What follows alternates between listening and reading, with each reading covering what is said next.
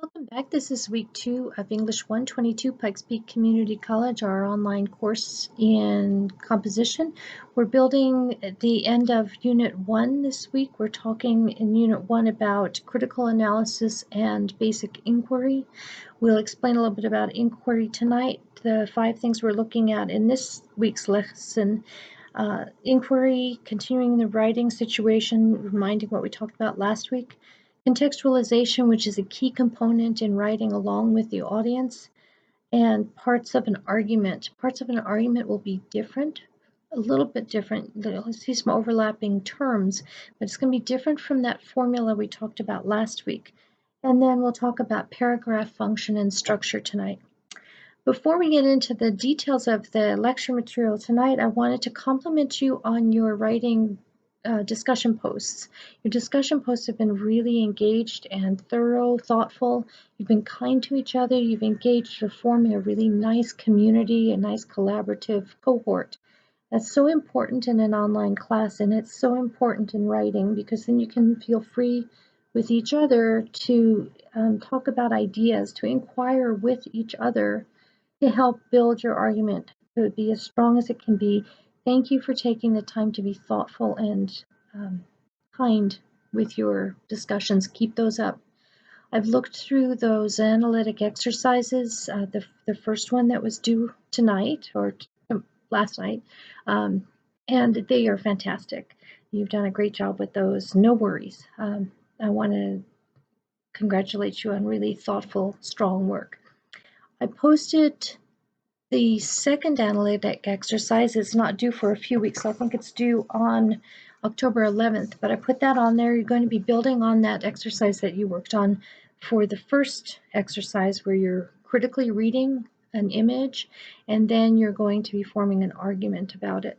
You argued basically effectiveness or persuasiveness of the political or editorial cartoons that you looked at, and the next assignment, the analytic exercise 2, is going to be a little more extended towards forming a complete argument. And you're going to be looking at an advertisement. You can choose a print advertisement. You can choose a visual media, video. That's the word I'm looking for. Video advertisement or an audio advertisement. Just as long as you put a link on there. If it's a print media, if you can connect a JPEG or link it in some way, or an audio or visual medium, video medium, and link that for me so I can see what you're analyzing. Engage with your discussion.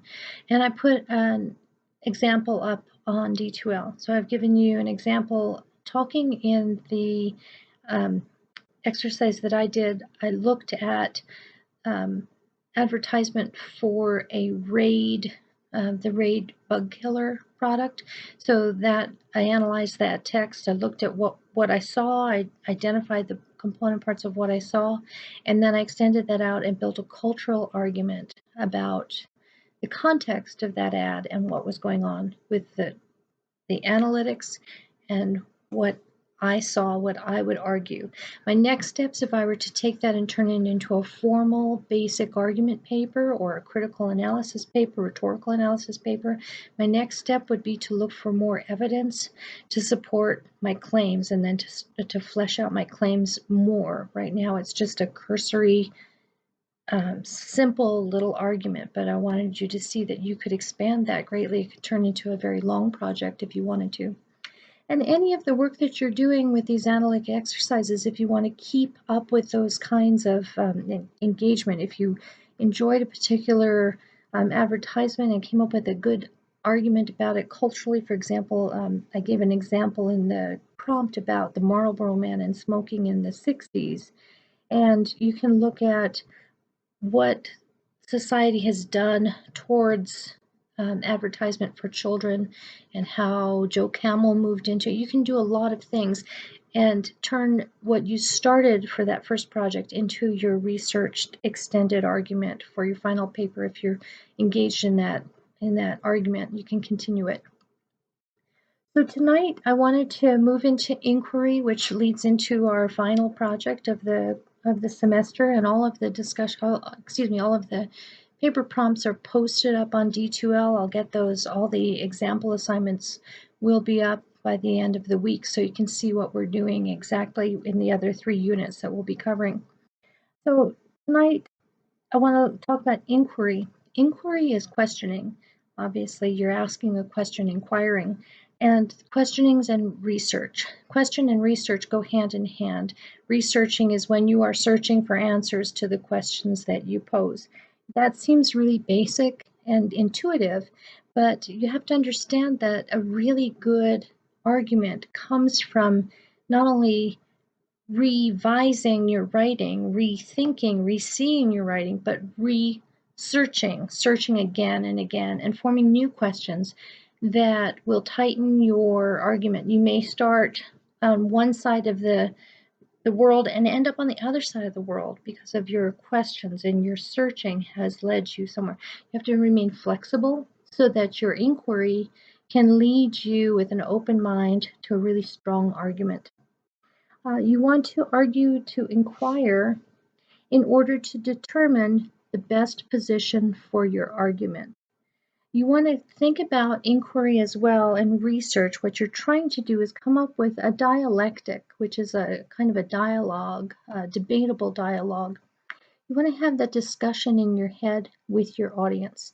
So you're having a debate in a way with your audience. So one of the ways you account for that in your writing is you think of counter arguments. Who is proposing that counter argument to you? You have to imagine your audience will do that. So that's where that role of the audience comes back in and reminds us they're always present. They're always trying to take control of your argument. You have authority as the authority, the same word base, but they are trying, your audience is trying to find reasons to doubt you, because if they're engaged in your argument, they can get excited and want to join that argument. They want to pull it away from you. They want to take control of it, ownership of that argument. So you want to make sure you keep demonstrating that authority, your control and your authority. But you also don't want to diminish your audience. So that's where that internal sense of the dialectic with your audience comes into play. And we'll look at more examples of that as we're reading through. So the second thing I want to talk about is reminding you of the 5 elements of the writing situation we talked about. And one of the things that we talked about as a reader, you want to look at genre, purpose, subject, context, and audience.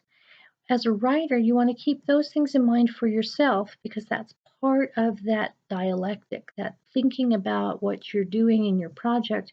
It leads you to further inquiry. So, for example, if my purpose is to educate, if I keep thinking about it, maybe I don't want to just educate. Maybe I want to educate towards a specific goal. I want to educate as a mentor versus educate as an instructor. And that nuance difference, that's where you want to get in your thinking, your inquiry, to lead to those nuances, because that particularization, those nuances lead to stronger argument and more effective so what, because there's more immediacy with your audience. So thinking about those 5 things again, purpose, subject, genre, context, and audience, we want to think about moving into that component part of contextualization.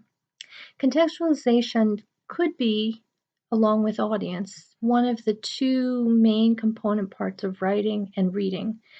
If you come upon a text that plops down out of the blue, boom, there it is.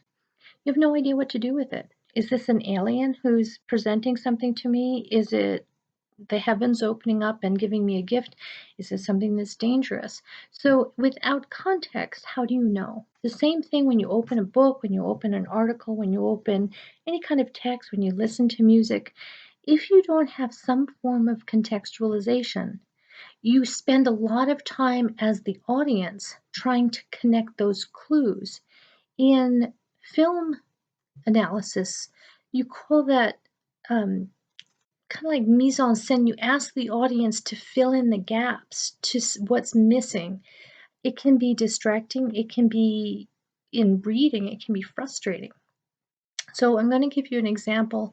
If you're aware of the film Lord of the Rings, the Fellowship of the Ring, Peter Jackson's version of the Tolkien novels.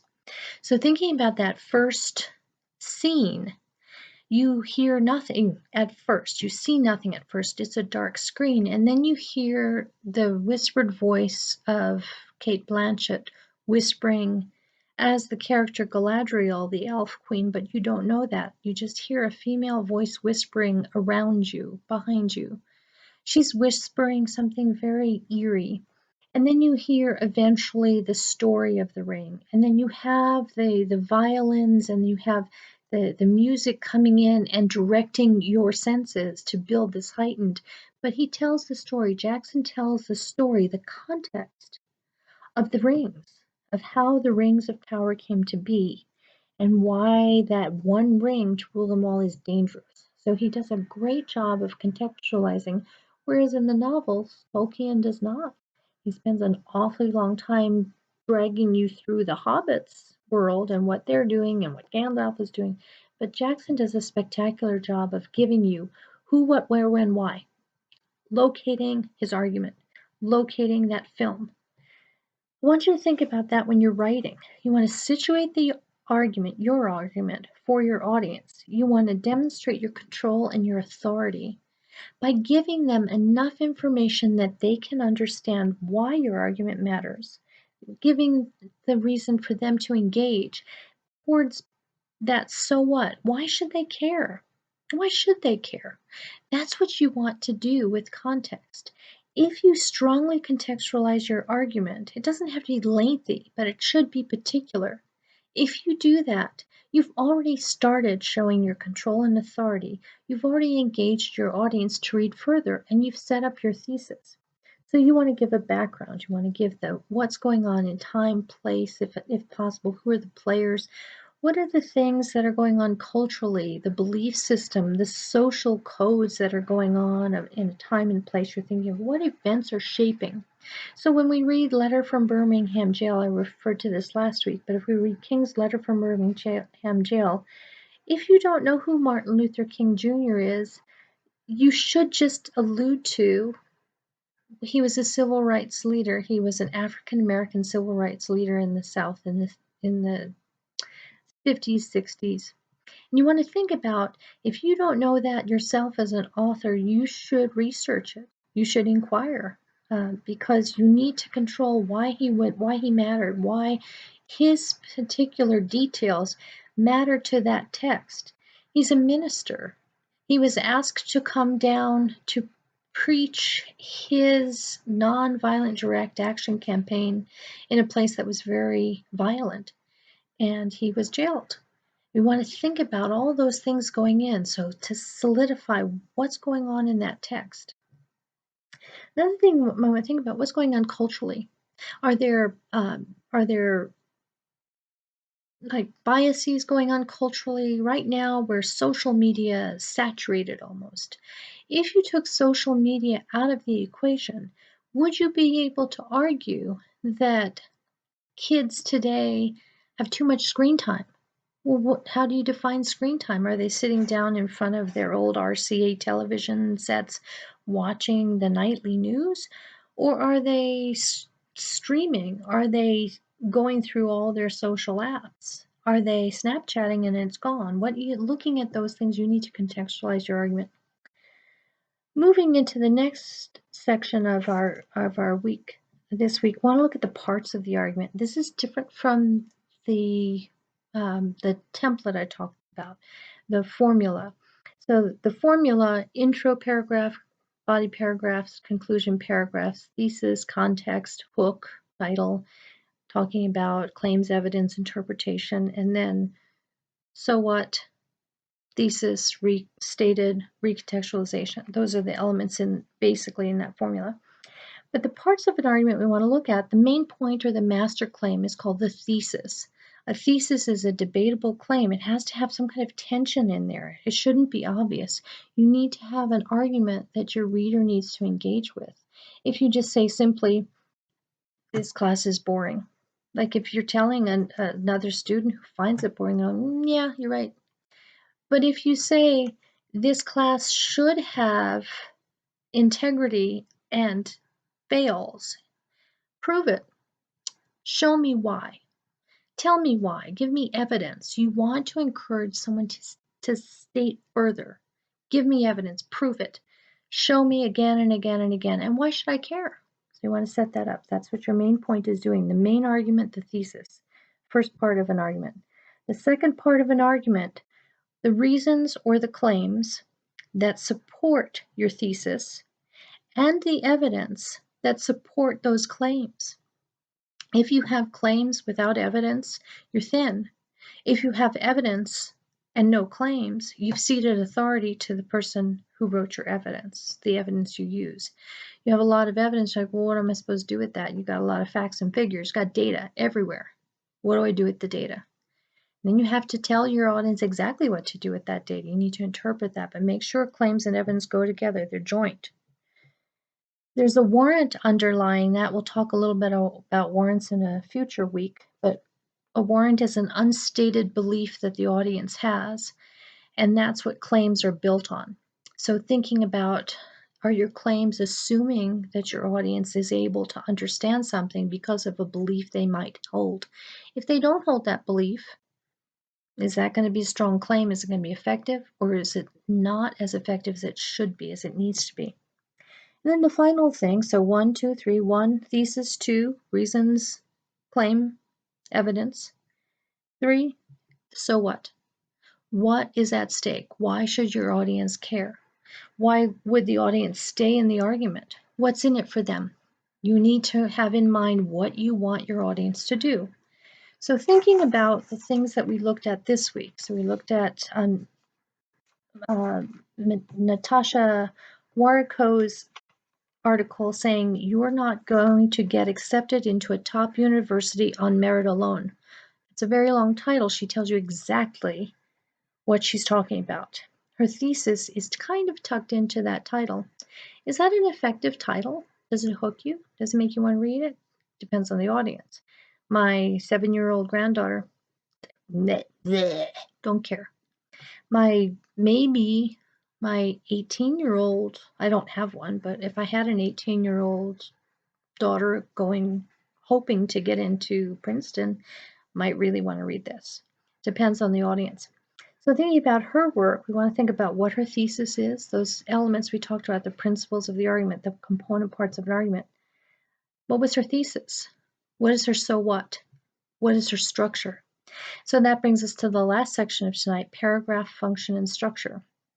Your paragraph, your structure of your paragraphs it's the foundation for your house. If you're building a house, you want to make sure you have those strong elements there.